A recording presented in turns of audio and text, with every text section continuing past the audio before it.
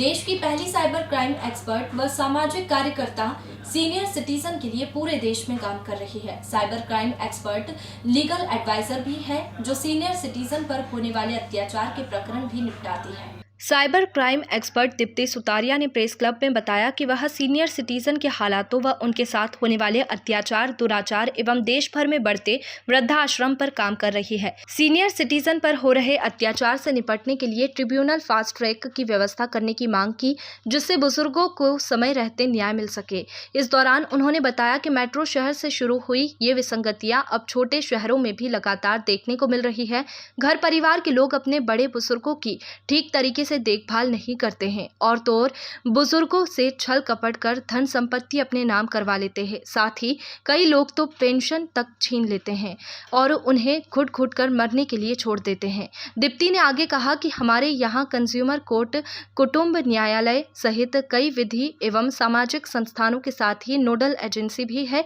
जो senior citizen के हित के लिए बनी है, लेकिन दुर्भाग्य से उन्हें वहां भी सही समय पर न्याय नहीं मिल पा रहा है। इसलिए उन्होंने फास्ट ट्रैक कोर्ट की मांग की है। जी सर, मैं आपसे ये कहना चाहूँगी कि आज की जो कॉन्फ्रेंस मैं कर रही हूँ आप सभी वरिष्ठ पत्रकारों के साथ में, मैं ये चाहती हूँ कि जितने भी हमारे वरिष्ठ नागरिक हैं, जो सीनियर सिटीजन्स हैं, उनके वेलफेयर की बात अब होनी चाहिए, उनके अधिकारों की बात होनी चाहिए, क्योंकि अब this is the high time जहाँ पर वो अभी बहुत सारा टॉर्चर और क्राइम अपने घरों में देख रहे हैं, अपने बच्चों द्वारा किया जाना। तो इसीलिए मैं चाहती हूँ कि वरिष्ठ नागरिक जितने भी हैं उनके अधिकारों का हनन ना हो और वो सामने आए और उनकी बात की जाए। अभी फ़िलहाल हम लोगों ने जैसे ये शुरू किया है, ये कारवां है, ये धीरे धीरे बनता जाएगा, जुड़ता जाएगा, जिसमें आप लोग भी ज़रूर से शामिल होगी जहाँ मेरी ज़रूरत पड़ेगी। तो सबसे बड़ी बात ये है कि हमें उनको उनके अधिकारों के बारे में अवेयरनेस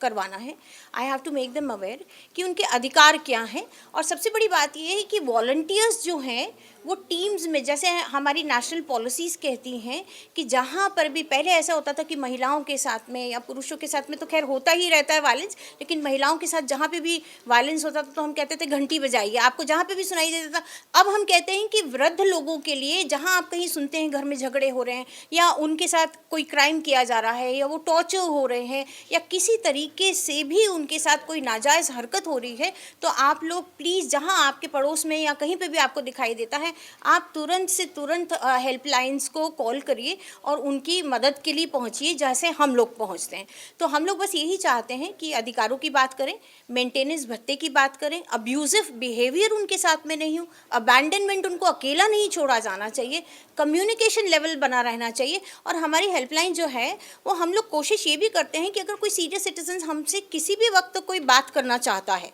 यदि मान लीजिए रात के 11 बजे या 10 बजे अगर वो हमसे बात करना चाहते हैं और अकेले हैं, तो मैं ज़रूर से हम लोग कोशिश करते हैं कि हम उनको सुनवाई करें। तो उसके लिए हमारे वॉलंटियर्स टर्न बाय टर्न रहते हैं कि जो उनकी सुनवाई कर सके और फिर उनसे पूछने के बाद में ही उनके मैटर्स को हम लोग सॉल्व करना चाहते हैं।